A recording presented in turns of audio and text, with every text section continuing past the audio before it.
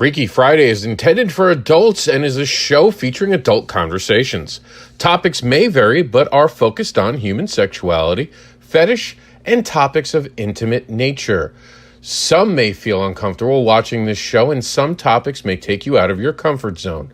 We encourage everyone to stay and learn, as we hope this is an educational show, but stress that viewer discretion is advised. And if a topic makes you feel uncomfortable, please do not continue watching. Welcome to Freaky Friday.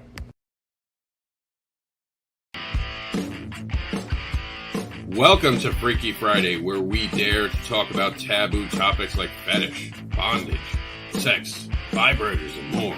This isn't your dad's Friday night programming, but your mom loves it. Welcome to Freaky Friday, hosted by Mister AnderSiN, who is the unboxable, uncanny, advocating creator known as the Indie Comics Devil, who will tempt you with his devilish tales of fetish, monsters, and more. Also the giver of free hugs and spends. Everyone watching this program will get virtual free hugs and spends. It's time to get on with the show. Welcome to Freaky Friday. Hey everybody, welcome to it. We're in August. That's right, we've made it. This show is intended for an adult audience only. Hello everybody. I have been on the road, just got back from Tampa Bay Comic-Con. Got some exciting news about that. BarbaraUNLEASHED, COMiX Unleashed. And we're going to be talking about relationships tonight. So I wanted to do a deep dive in that. Figures the perfect time to go over relationships, the different types of relationships, and even my future plan for relationships creatively. And you guys get a little personal insight into me today. So let's start off by actually playing you something I think that's hugely important. So I'm going to back out and I'm going to play you a video, and I want you to really hear this, and I want you to kind of digest what he's saying. So I'll be right back.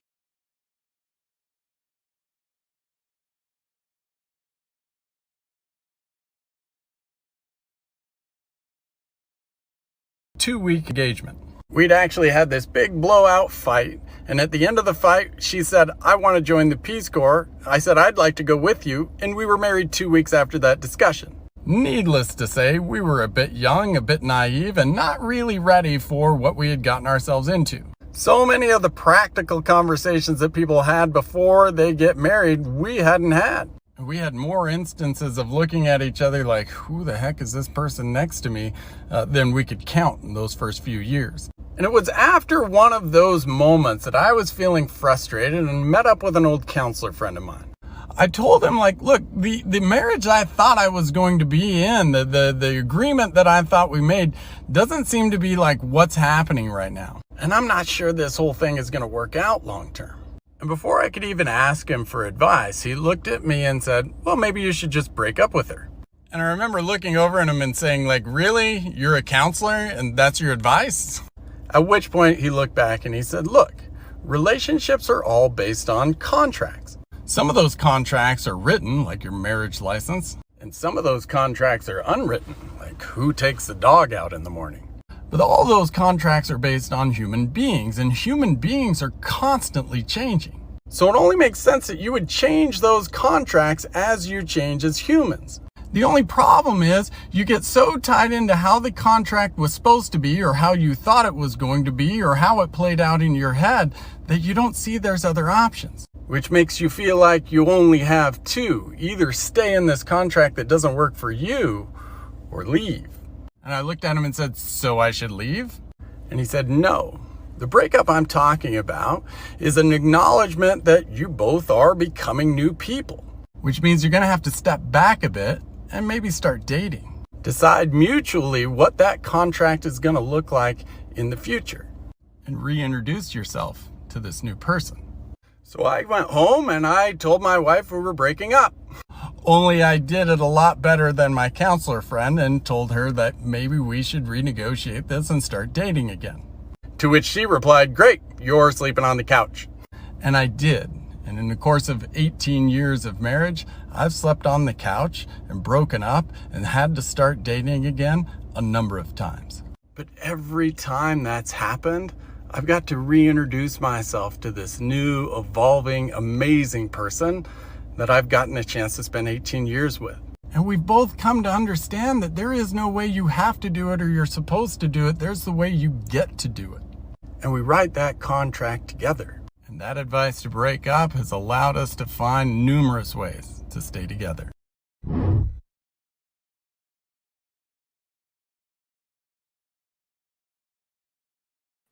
So, powerful stuff, right? Kind of makes you instantly rethink of your relationships. If you're anything like me, I've got a cool overlay for us to use, and we'll get rid of this spot. So I wanted to talk about a lot of stuff. So let's start off with, let's just go to the basics. Relationships, even relationships aren't what we've been told they were. We're raised in America, for the most part, that you have to fall in love, marry one person, stay with that one person the rest of your life, and have kids and get a white picket fence. That's the thing we're told we have to do. Truth is, it's never really that simple, or it doesn't have to be that simple if you want to be something, a different relationship. There is something called, and this is not polygamy, it's polyamory. Polyamory is a relationship. The interesting thing about polyamory, and we'll do a show dedicated just to polyamory. And by the way, before we go any further, I want to acknowledge who that person who just gave that amazing video to us and shared his experience. His name is Brian Fretwell. You can find him both on TikTok under that name, and all of this is in our actual description of today's video. Definitely subscribe to his channel. I know I have on TikTok, but he also is the founder of peoplestrength.com. Change your conversations, change the world. I thought this was a beautiful video, so we're giving him all the credit. It's in the actual body of the text or the description for tonight's show. All right, so polyamory is the basic idea that you don't have to just have one partner for your entire life. You have multiple relationships at the same times. Every person's going to set this up differently. I have been in polyamory relationships, and I have found failure more than success. But guess what? I found more failure than success in monogamy relationships. After all, I'm divorced.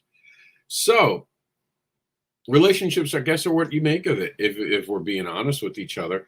So in my life, if I can have the opportunity to meet people, that I can continue to meet people and stay with people and enjoy that experience, that's awesome. I think that that's great. And I don't know how it's going to always work, because you don't always get to know who you're going to run into. You leave yourself open. Now, there's a difference between this and swinging. Swingers are a relationship where you just go out and you just have as many partners as you want sexually. Look, we've shamed people for this, but I don't think we should shame people for this. The most important thing, and the thing that's in the BDSM survey that is most important to me, is the fact that we make sure that we acknowledge, we have to acknowledge that by doing these relationships, we have to be so open. And the BDSM survey allows that openness. But I've been really thinking about this. And recently I've begun a relationship with a new submissive. She's going to be my submissive. I am mentoring her currently. And we have gone through the paces. So here's a little different between the normal relationship the vanilla community has, or the vanilla world has, versus the BDSM lifestyle or community, or just you got a kink and a fetish and you want to make it clear. Of course, I use my BDSM survey. So basically, in the vanilla world, stop me if I'm wrong here, guys and gals, you meet someone, you talk for a while, and you stick things in each other. There's not a lot of conversation about what you sexually like, what your expectations in the relationship are, and all that stuff. So there's kind of a failure aspect, in my opinion, right away, that you're going to hit a wall. Instead, in the BDSM relationship, with my new submissive, we sat down, and I even learned something. We sat down at a place. It happened to be like a Barnes and Noble, and I wasn't aware of my surroundings, because I do these panels and all that, and it doesn't make me feel uncomfortable to talk about these things in public. I think I'm more mindful if there's any young people around, but if there's just adults around, I really don't care about talking about the topic. But I was made aware that there could be a discomfort by having the conversation there. Going somewhere louder was better. So we went to a diner, and sat and we had a meal and we discussed things. This is all before any play had happened, any touching had happened, and there's so much that we discussed going into it before anything could even begin. And that's what's great about the BDSM survey. I'm going to be taking the BDSM survey. The BDSM survey itself will now have a sequel. It'll be the BDSM relationship. I'm going to spend the next year writing about BDSM relationships and relationships in general. And we're going to call it the BDSM relationship because, of course, it's the sequel to the BDSM survey. It will take some aspects of polyamory, and I'm going to be looking into that. I'm going to be studying it even more, and I have studied it already. We're going to be talking about threesomes, swingers, the vanilla relationship, monogamy. We'll go over aspects of that, and the advice that we just heard will be put into that. And that's why I believe the BDSM survey is so important. Having that conversation now established framework for a relationship between me and my submissive now. And we have an understanding of each other. And there was a comfort there right away when we're ready to take it to another level. And that's the point. You're not just jumping into things.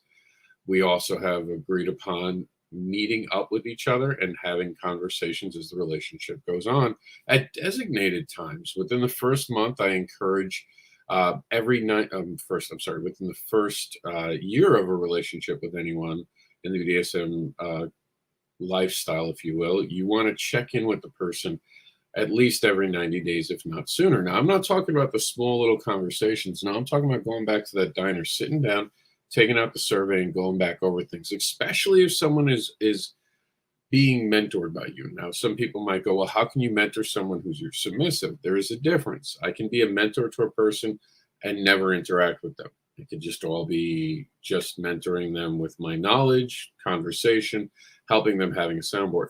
I can mentor a person by showing them things, but never actually having any type of sexual relationship with them, mean just showing them how it feels to be tied up. You can intermix. I can have a mentorship and a play partner within that person. So I'm not only training them, but I am also, we're having play. And then you get to define, and having someone as a submissive or a slave, those are a little deeper. It gives you permission to do more stuff, and it involves things. But all of this requires deep conversation and understanding. Some people think that if you're going to mentor someone, you can't mix and match. My personal opinion, as long as you're being honest with the person, you should. Because to me, if you're going to dominate someone, and it is your job, the dominant role is the one who has to educate the submissive. But I also think the submissive needs to educate the dominant, hence the BDSM survey, hence the constant conversations and feedback. So the BDSM relationship will go back into how to have these conversations, where to have these conversations, when to have these conversations. We'll talk about the different dynamics of every relationship structure, and we'll go through the journey with Barbara. And eventually, who knows, this might be a trade. We'll also be updating the BDSM survey. So some exciting news. Barbara Unleashed is going under COMiX Unleashed. We didn't think that was going to happen until 2022. Turns out we're running out of Barbara books. The last couple of shows we've been at have been pretty good for Barbara and her series. We're not going to make the end of the year, so we're going to be releasing it. So we are going to be looking back into it. The BDSM survey probably will have a revamped version for 2022, but later this year, there will be COMiX Unleashed, Barbara Unleashed copies. So that's pretty exciting news for everyone who's been watching. So you guys see it on the screen. This is the last opportunity. I won't even mention this again outside of this show until it's released under COMiX Unleashed. Last time, $24.99 for the entire series. That is shipped. So there's no shipping on top of it. You guys can get the first issue, which is Fetish Babies. The second issue, which is Aftermath, which deals with the aftermath of the events of issue number 1, where she actually feels like she's had something stolen from her fetish. The third one, Mentor Search, where she decides she's going to get her fetish back and wind up getting a mentor, ironically, because, we're talking about mentors today. And then how that works. And the future series will begin in 2022 as well. And, of course, the BDSM survey. So relationships are definitely something that is tricky, and you need a lot of communication, as we saw in the video today. back and forth matters. Having conversations matter. Understanding your partners matters, especially if you're going to do polyamory, which again, if you guys want it, I'll do a show just based on polyamory. Because I think polyamory can work, but you have to be with the right people. We'll go over jealousy. We'll do a whole thing on polyamory, maybe even this month, maybe in September. Tell me what you guys want, and let's talk more about relationships. We can do, of course, a sequel to this video if you guys want. We only touched a bunch of stuff. I do hope that you take the idea that Brian gave us with breaking up in your marriage, but not breaking up with the person, but taking a step back, being able to reevaluate. It's exactly what we do in the BDSM community. So that's it, guys. I want to thank you for tuning in. And this was not live, by the way, so I will get back to your comments as soon as possible. Thank you, guys, and I will see you on the Comic-Con highway as we go to MegaCon on the 12th through the 15th.